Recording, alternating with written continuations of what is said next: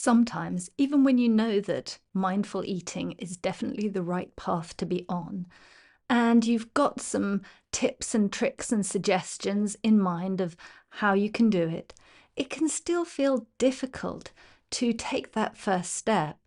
So, today I'd like to share with you the story of one of my clients, we'll call her Eve, and the things that she did to start making mindful eating a part of her life.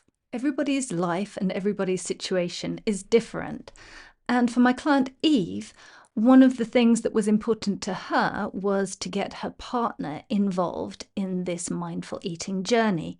And that's because they did spend quite a lot of time together and often ate meals together. At that point in their lives, they were eating their dinner, at least, always in front of the TV, sat on the sofa together. And there's one part of that that was really nice because it was something that they were doing together. They would talk about the show that they were watching and so on. However, she did notice that it meant that she wasn't eating mindfully at all between the conversation with her husband and the show. Food was very much secondary. And so she decided to raise this with him, have a conversation about it honestly, and look at the research around it, saying that when you eat mindfully, when you eat without a screen in front of you, you actually form memories better, you lower your ghrelin levels, and you eat more healthily. Her husband was fortunately quite on board with this after they'd had that conversation. And so they switched things up, made the change, and after that, they would always eat dinner together at the table. So they would still be having a pleasant conversation, but it would no longer be distracted and distanced through the television. And she found that that already made a huge difference to her eating, to how she felt about the food, and to how much she noticed what she was eating as well and could remember it after the fact. The second change that we discussed and that Eve decided to take on board was to change her environment. In order to make the meal more appealing, she actually changed how she set the table. So she started to put a tablecloth onto the table to have either candles or flowers, and she even ended up getting some new crockery, some new plates, so that the whole thing would look nicer and that she could take her focus, her mindfulness outward and be looking with pleasure and with enjoyment at the food, at the table, to be in that space in a way that was more joyful from the get-go. And those feelings of, oh, it's nice to be here, spread out into the meal and made it easier to be present with the food as well.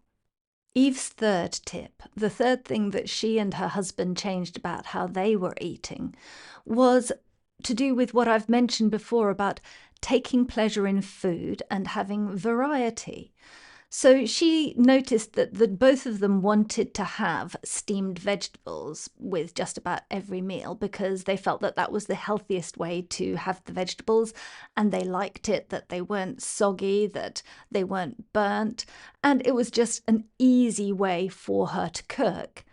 What they decided to do, though, was to add more and different sauces to the vegetables so that one night they might have it with a soy sauce, the next night they might have it with a tahini sauce, the next night they might have some kind of creamy pasta sauce and mix it in with that.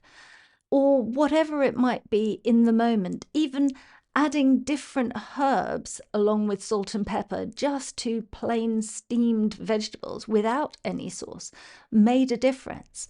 And so she played around with these different ways of changing the flavors, if not the texture and the temperature. And also by adding in different vegetables to the mix. Before they had tended to have just 2 or 3 different kinds of vegetable. And she decided to challenge herself and try out different vegetables. And some of them they both loved, some of them one loved and the other one didn't. But they did manage to add in some new staples to their diet so that they broadened out what they were eating and the flavors that were added into that and how that affected their enjoyment of the food that they were noticing more because of the way that they were eating it. I share this story in the hope that you can start to think about what things will make it easier for you to move forward on the path of mindful eating.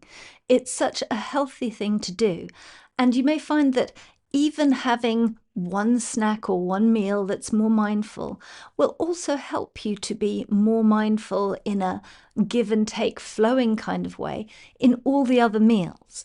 You may not be able to make each meal 100% mindful, and yet every little bit of added mindfulness that you bring to your food and to your life is going to be a benefit to you. So, if you haven't already seen the rest of the videos in this series, I do encourage you to check them out, because each one will add some new ideas or some new thoughts or a new way of looking at how you can bring mindful eating into your life. Applying this to your own life, I invite you to think about, is there somebody that you could get on your side for this mindful eating journey? That might be someone that you live with and eat with, or it could be more like a mindful eating buddy that you could commit to this journey with, that maybe you could share tips and tricks and stories. You might even consider having a Zoom call while you are eating mindfully together to have a back and forth between you. Find out what would be helpful for you and who you might want to get on board to accompany you on this journey. You could also think about ways in which you could make your mindfulness more pleasant. And that could be with the idea of making the space around you while you're eating more pleasing to look at. Or it could be more that focus on the actual food.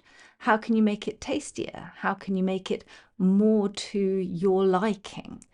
Both are different ways of approaching the making mindfulness joyful side of things.